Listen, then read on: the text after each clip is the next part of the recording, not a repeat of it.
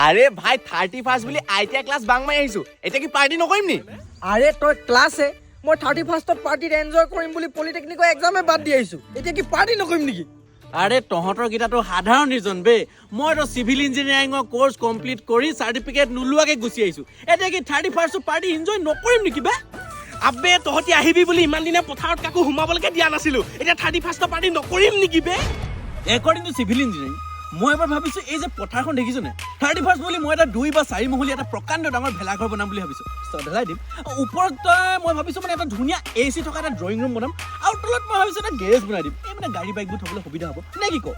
according to polytechnic আমি প্ৰথমে এই গোটেই জেগাডোখৰ পোহৰ কৰিব লাগিব মানে কনষ্ট্ৰাকশ্যনৰ কাম চলিব পাৰে ন তাৰ কাৰণে আমি ইয়াত 22টামান হেলজেন লাইট লগাব লাগিব একৰ্ডিং টু আইটিআই তই যে লাইট দুটা লগাবি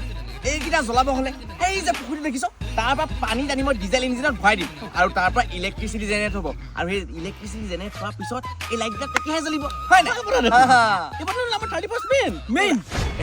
তহঁতি কি কথা পাতিছ মই কিন্তু একোৱে বুজি পোৱা নাই পিছে আমাৰ গাঁৱত ঠাণ্ডাটো বহুত বেছি আৰু ঠাণ্ডাটো মাৰিবলৈ হ'লে আমাৰ গাঁৱত কিন্তু মালটোহে মেইন আৰু তহঁতিচোন মালটোৰ কথা একো পতাই নাই এই তহঁতৰ গাঁৱত কি কোনো মাল যোগান ধৰা মানুহ নাই নেকি আমাৰ টাউনততো আমাৰ ৰুমৰ ৱাৰ্ডেনে আমাক মাল আনি দিয়ে ন সঁচাকে দে ভোলা লাজ পাইছো আছো গাঁৱতো আছো মই তহঁতক 10টামান ওল মংক ফুল দিয়ে দিম ঐ এজন কোন দেৱতা ঐ মই তহঁতক কৈছিল নে চহৰত ভগৱান নাথাকে গাঁৱত থাকে আপুনি কোন ভগৱান এই গাঁৱৰ গাঁওবুঢ়াটো হৈ তহঁতি টাউনৰ পৰা অহা কি মাল অকণমান যোগান ধৰিব নোৱাৰিম নি মাল খাবলৈ আহিছ তহঁতি চালা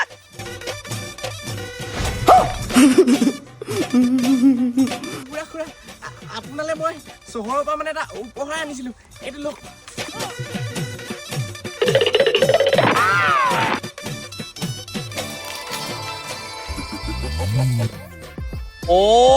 আজি 26 ডিচেম্বৰ আজি আমাৰ মুখা ক্ৰিয়েশ্যন নামৰ ইউটিউব চেনেলটোত এই 31st পাৰ্টি নামৰ শ্বৰ্ট ক্লিপখন ৰিলিজ হ'ব সন্ধিয়ালৈকে